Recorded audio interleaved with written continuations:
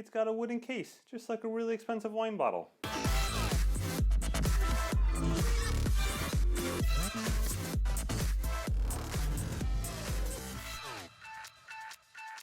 Hey folks, it's Ray from DCRainmaker.com. Today I'm here to do a bit of a special unboxing, which may explain why I'm in a suit. Now normally I'm just in t-shirt and jeans or something like that, but today I'm stepping it up a notch. And the reason here is because of this.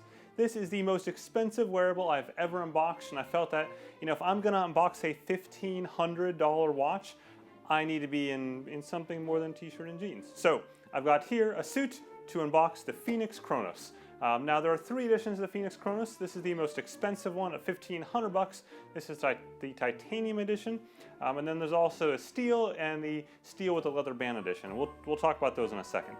But first, let's get started on this. Okay, so to begin here, we've got the Phoenix Chronos box. Now there are 3 different editions, but all the boxes are actually the same across all 3, and they're all going to have this engraved Phoenix Chronos in there. Now you'll notice that I said engraved because it literally is engraved into wood. This is a wooden box with this kind of paper shell here. If we flip it over, you'll see it just goes kind of halfway, and then we've got a bunch of text on the back explaining the fact that you're buying a really expensive watch. Other than that, it's just a white shell. So we'll go ahead and we'll slide this out. So there we go.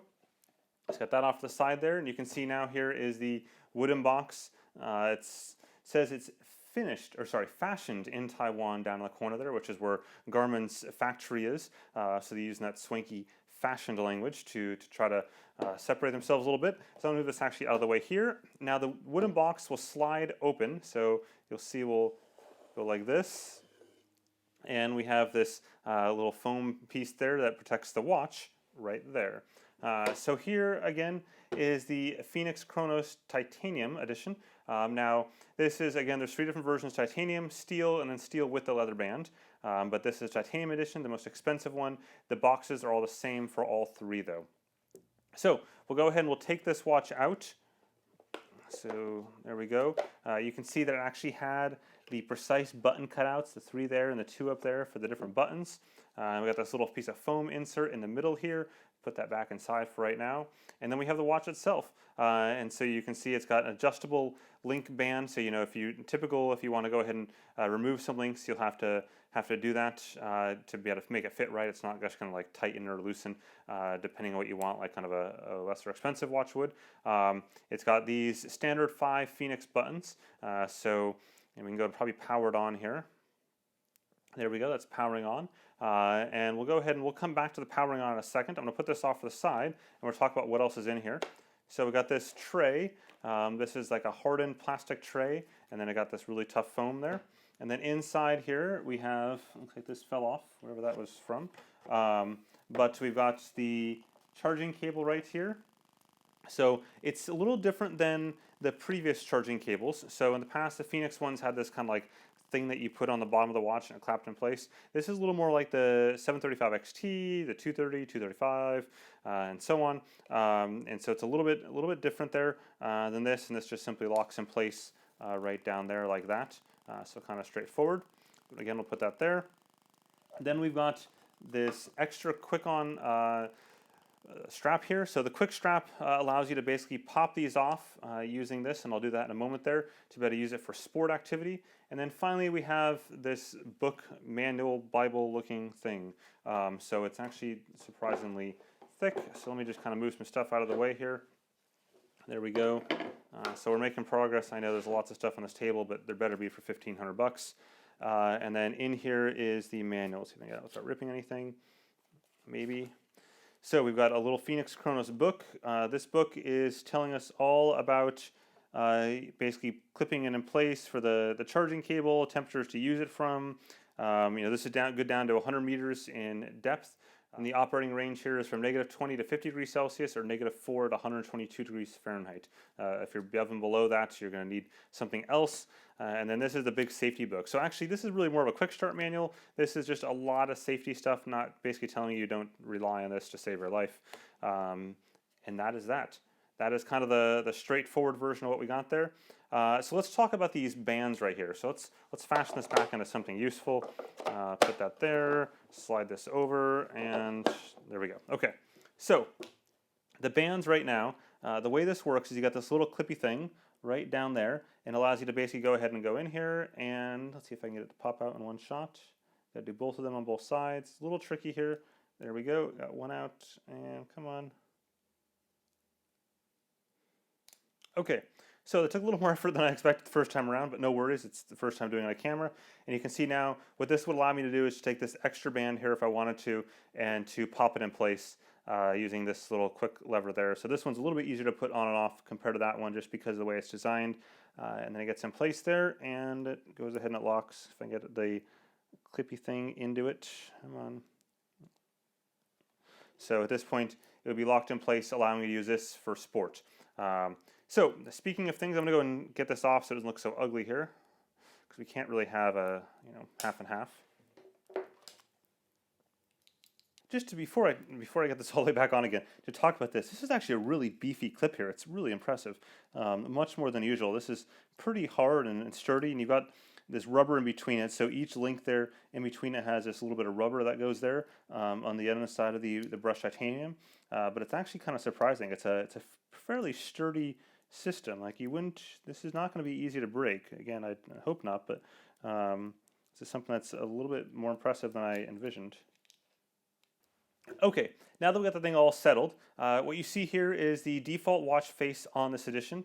The editions all have slightly different watch faces here between this and the steel version, but otherwise this is basically a standard Phoenix 3. So that's something that's really important to understand, is that once I press this button here to do something on this watch, I am now back to a Phoenix 3 HR. It does have this optical heart rate sensor that you can kind of see on the back there. If I shake it, I can probably get it to turn on. Okay, so now that that's all set, let's just talk about some quick basics here, and then we'll show you the other additions.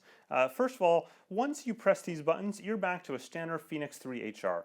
That's as simple as it gets. I hold this down, I get into the menu system there. I can go ahead and go back, or down, sorry. If I went back here, then I can go and start a sport. So just like before, there's a slight difference there in terms of how this UI looks, being this kind of rounded black and white set there, which isn't on the other ones. But once I start this, you can see the optical heart rate sensor on the back turns on. Now this sensor is actually thinner than the existing one that you have on the Phoenix 3 HR or any other watches I could find around here from Garmin. So they've thinned this up a little bit, and even the body is actually thinner than the existing Phoenix 3 HR, which is kind of impressive given how much stuff is here in terms of weight and whatnot. The backlight, of course, is still there. I can turn it on and off like that. But otherwise, again, once you press this button, this is the standard Phoenix 3 HR. So let's talk about the other editions. So I've got them all over here. I've got a lot of Phoenix 3 editions. Not even all of them, in fact. There is way more editions than just this in the Phoenix 3 lineup. But this is sort of the key ones. So we're going to move this stuff kind of carefully off to the left there. I wouldn't want to scratch up those books. So we have Phoenix 3 Standard Edition. Phoenix 3 HR Standard Edition, sorry. And then we have here the Phoenix Chronos Steel. The way you can tell, on the titanium, the bands go all the way across. On the steel, there are these little link sort of thing there. Then we have the original Phoenix 3 titanium band edition. And so that's, again, that same sort of styling of band as this. And then finally, another Chronos. This is the Phoenix 3 Steel Chronos with the leather band. Okay, so let's simplify back to Chronos here. I'm going to take this standard one, toss it over there, this one over here, and again, now we're back to just the Chronos editions. So to arrange these from least expensive to most expensive, we have the leather coming in at $8.99. Then we have the steel here coming at $9.99, and then the titanium here coming in at $1,500 or $14.99. From a weight standpoint, this one right here is 112 grams. Then we have 186 grams, 94 grams. So from an element standpoint here, what's in these units, this is a forged titanium alloy that's used on the housing, the bezel itself, as well as the buttons, and of course the band. All three of these will use a sapphire glass. This is a stainless steel for the housing and the bands. And the buttons look like they're metal, but it's hard to say if they're exactly stainless steel or not. But they're certainly metal. And the same is true of this. These are the exact same faces. And again, sapphire glass for both of these. It's really just whether you have a leather strap or the stainless steel, and that differentiates $100 there. So remember earlier I was talking about the differences in the bump.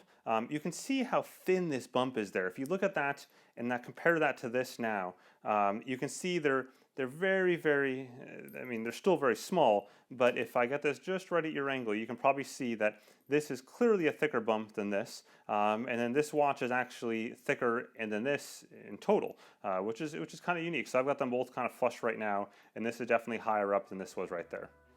Okay folks, that was just a quick unboxing look at things here. Definitely hit the video up there for a bit more information about these watches in general, kind of an overview of how they look on my wrist and things like that.